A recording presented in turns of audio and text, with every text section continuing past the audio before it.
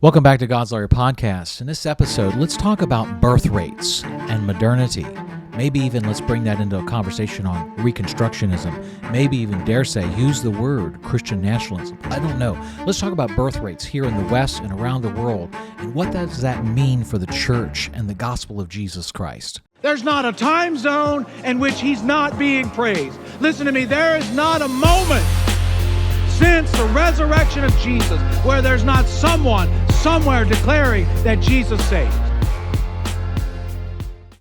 Well, in a most recent article in the magazine First Things, by the way, First Things is primarily a Catholic publication. For many of you, you know that, look, here's the reality, okay?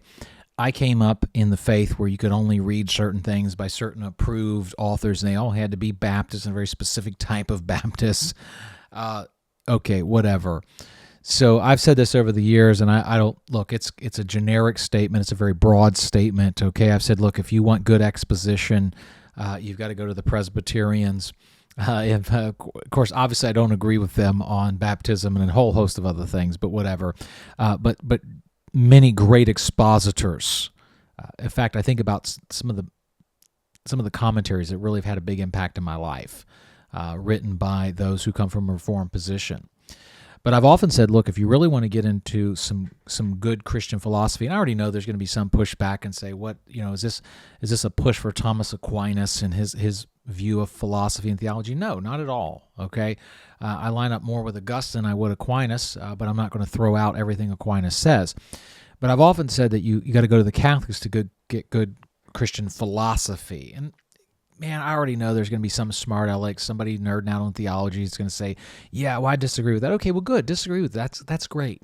Okay, I'm not endorsing Catholicism, and I'm endorsing every piece of philosophy. But what I mean by that is, here's the thing. Here's what I mean by that, is they've been, Catholics and Catholic publications have been having conversations about things that we weren't for the past 50 or 60 years. Listen, while we were hiding our head in the sand, while evangelicals were hiding their head in the sand or standing on a hillside, with our white robes on, saying we're all about to disappear any day now, okay? While we were doing that, while we all running around with copies of the late great Planet Earth, okay?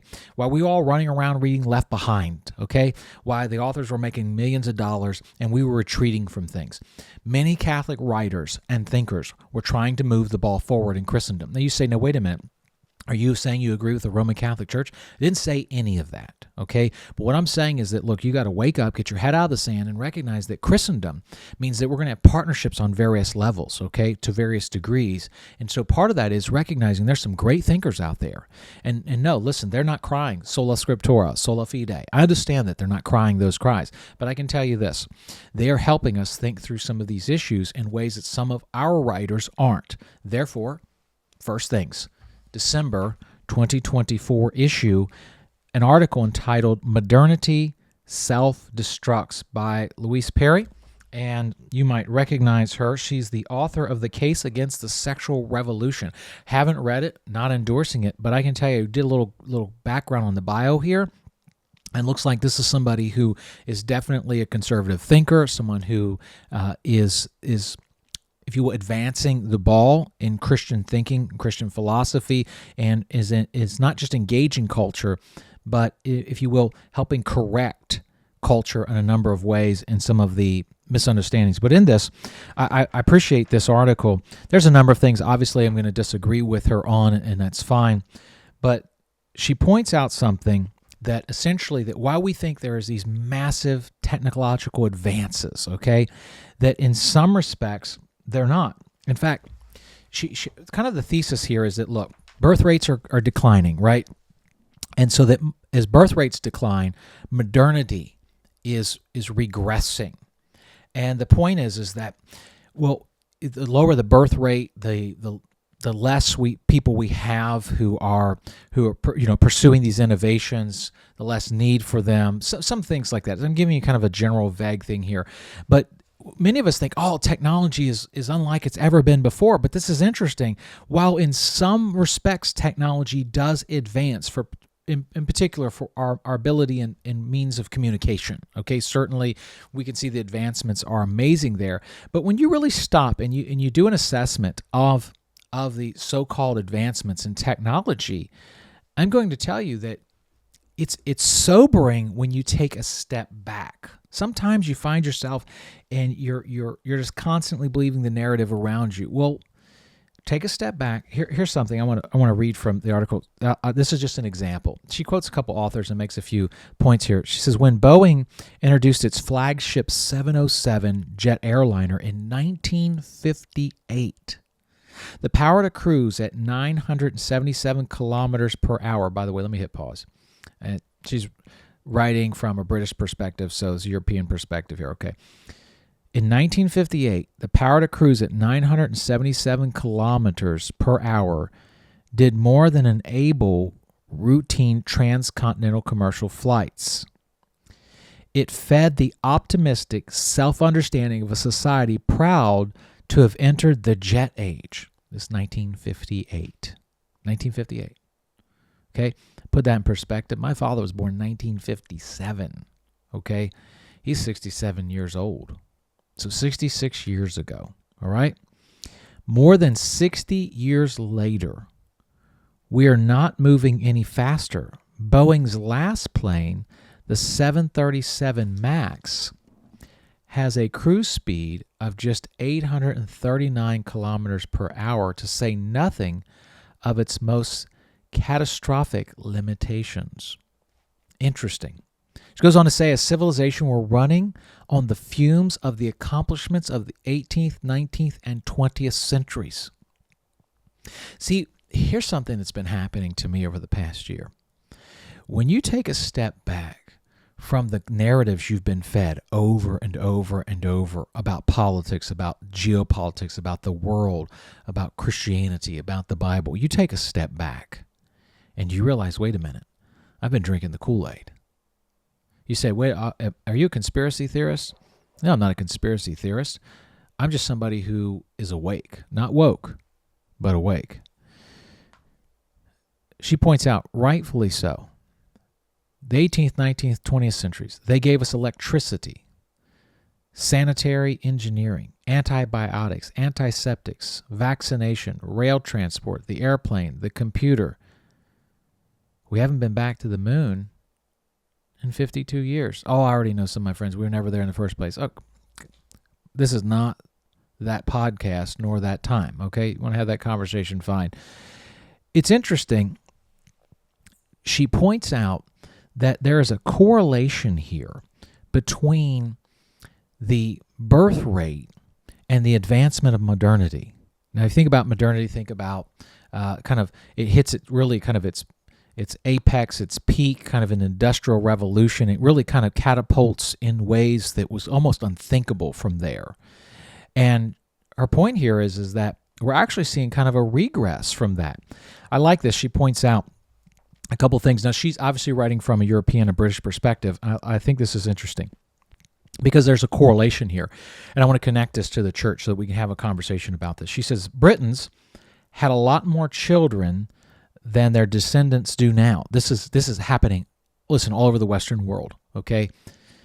There's a number of reasons we can get into that. Strange as it now seems, Britain was consistently net immigration nation right up until the 1970s. Now, what she means by immigration is sending out. That is exporting citizens, okay? And in some years in the 1980s and 1990s, between 1815 and 1914, approximately 10 million people immigrated from Britain. So when you think of immigrants and emigrants, you're talking about one leaving, one coming in. She's talking about heading out.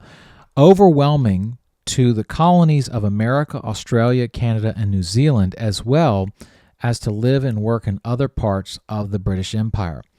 This migration was made possible by a high total fertility rate, that is, a high average number of children born to a woman over her lifetime.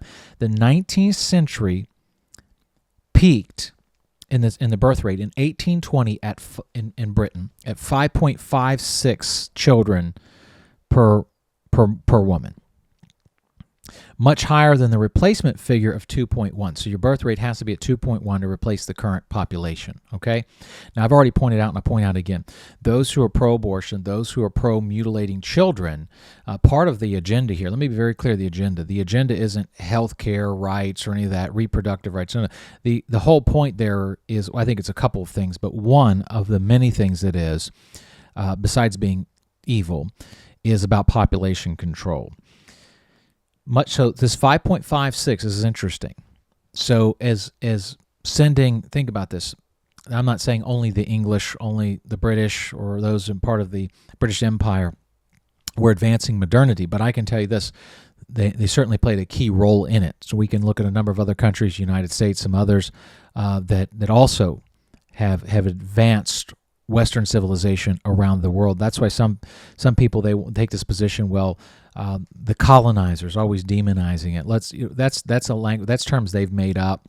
How about this, settlers? Okay, being fruitful, multiply, filling the earth. Settlers. Okay, and I think that's a good term to use. And settling, bringing your worldview and Western civilization, Christian Western civilization and Christendom all around the world, that's a good thing, by the way. So you probably know where I'm going to go with this. It's interesting. So she points out here that if you look, the 2022 British figure was 1.49, far below the replacement rate. Now, of course, some of the responses, she points out, some politicians are saying, okay, well, you have to bring in immigrants. You're bringing in these outside workforces. And, of course, you have to understand there was a time when we understood these things. And, of course, you're demonized today if you talk like this and you say, well, these are Christian lands. And the idea is to Christianize the world, to take the gospel to the world, to transform and conform the nations to the gospel and under the headship of Jesus Christ. So there was a time that was actively happening. Of course, we're seeing as birth rates decrease, there's this call for immigration in, and really what you have is creating kind of somewhat of a subculture. It's creating, a caste system almost. Not almost, in many respects, it is creating a caste system because you're kind of importing workers. Why? Because we're not having enough children. Of course, this has effect across the board. It's going to have effect for national defense because if we don't have sons and daughters, and particularly here sons, to stand and defend our nation. Now, look, the military has in the United States here has men and women, so we have men and women defending our nation. However, let me be very clear. There was a time when the combat jobs in the military were reserved for men. I believe that's how it should be. That's not sexist. That's not saying that women aren't capable. It's not saying any of that. It's saying that God's designed us for purposes that complement each other, okay? Our men go to war, all right, in those combat jobs. So that sense changed. Conversation for another day, but the reality is as the birth rates go down, it's an issue for national defense. It's an issue for our economy. But it's also an issue for Christendom. It's also an issue for Christianity. Now, there are countries in the world, particularly in Asia and Africa, where we're seeing populations exploding. We're seeing the birth rates increasing. Why? Because as modernity hits, medicine's available, Western civilization and culture are replacing some of the, if you will, archaic, animistic, and even satanic concepts of worldview. People have often said, "Oh, you brought in your worldview and replaced the other one." It's funny, you see these pictures where they had in many of these worldviews or religions, these animistic, these ancient religions that were replaced. They were offering human sacrifices. So of course, I can understand why some people would think that's good because they're willing to sacrifice babies for their worldview. But let me move on. So this idea of bringing Western civilization, bringing modernity, has increased life expectancy. So you have birth rates in many of these countries. So yes, the gospel is advancing, particularly amongst African and Asians. We're seeing now in the Middle Eastern countries. We're seeing that. That's a good thing. One missiologist said that by 2050, only 1 in every 5 Christians worldwide will be white. I don't know that that's a bad thing. I mean, it's a good thing that black, brown, and all different shades of colors of people are coming to Christ. But I do think it's a bad thing only in the sense that, well, we're seeing birth rates decrease. We're seeing more and more, if you will, Europeans who are saying they want nothing to do with Christianity, yet I do believe that there's something unique happening amongst the younger generations where there is an openness and an interest and an intrigue in such a way that we really haven't seen, at least in my lifetime, an opportunity for us to seize the moment. But this is a whole separate podcast. So let me talk to you about these birth rates. Here's what we need to do. Let me just make this solution very, very plain and very clear for you. We need to have as many children as possible. Now, some of you immediately hear that and you're going to take it to an extreme, and you're saying, okay, does that mean that all of us, have like the 19 and counting? That's not what I mean. The as possible, understand there are some limitations. Now, you say you're not trusting God. That's not what I'm saying. What I'm saying is that instead of just saying everybody needs to have 20 kids, what I'm saying is let's take it case by case. All right, there are a number of variables and factors there you need to take in each case. But my point is this, is that to each married couple, and if you're not married yet, go get a wife, go get a husband. Well, believe the gospel, get a wife, get a husband. Find one who also believes the gospel. Have a career, have a bunch of kids, okay? Advance the gospel, be faithful, serve in your local church. But this idea that somehow that Christianity is going to flourish if we're unwilling to truly multiply. I had a young man at church the other day. I believe he now has 5 children. He says, well, 2 times 2 is 4. And so he's clearly multiplying. And I really appreciated that. It was very encouraging. I know of other families in our church. I met a man this past week who has 9 children. The family continues to grow. Another man who has 5 and said he's praying that they can have more. And another family who's an immense blessing. They've got their 12th on the way.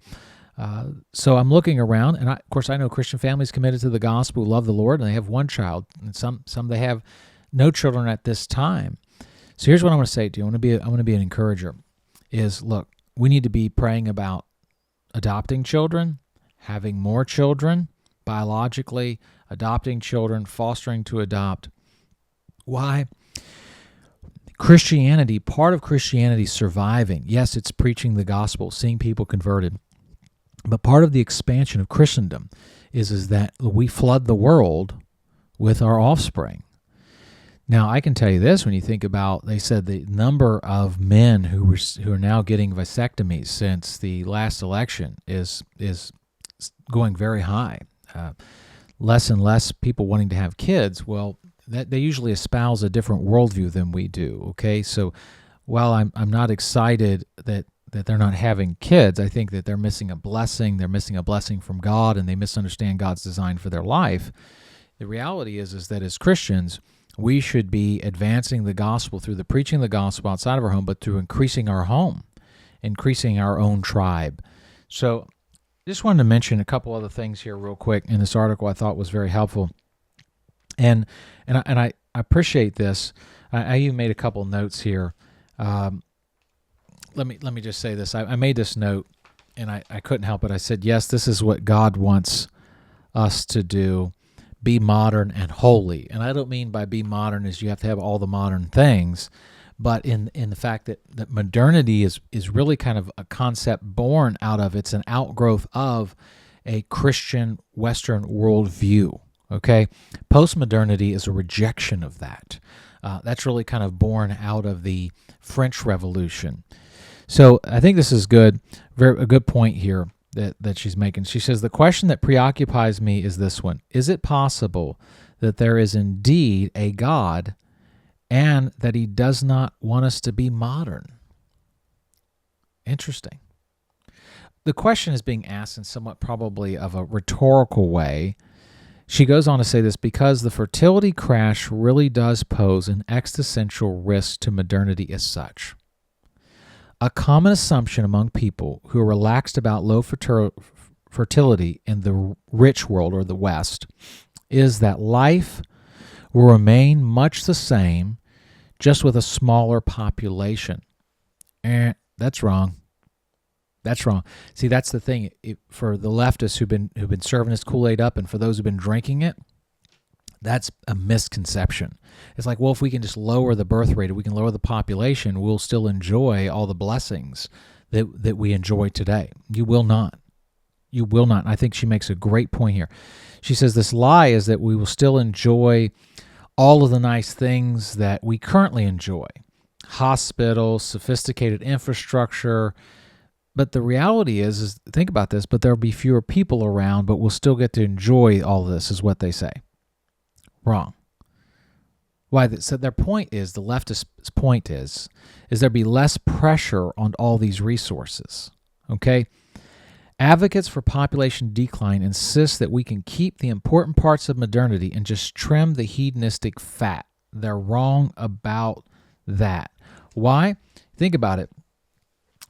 We're not going to have enough people pushing resources into the system. So when you think about modernity needs, it's like you have a stove, right? And it's warm in your house. You've got to keep throwing, you got to keep feeding it fuel, or it's not going to keep it warm enough. Once the fuel source drops down to a certain point where you can't have the warmth that you think you're going to have. So the reality is, you say, well, okay, what do we need to do? Here's the thing is, let's be fruitful and multiply, fill the earth with worship. You say there's not enough resources. The reality is that is a myth. You have all of these. I've been hearing it for years. This crisis in the environment, environmental crisis. We don't have enough. We don't have enough resources. Okay, look, that might mean that we make some modifications or changes, but here's what happens: that necessity is the mother of all invention.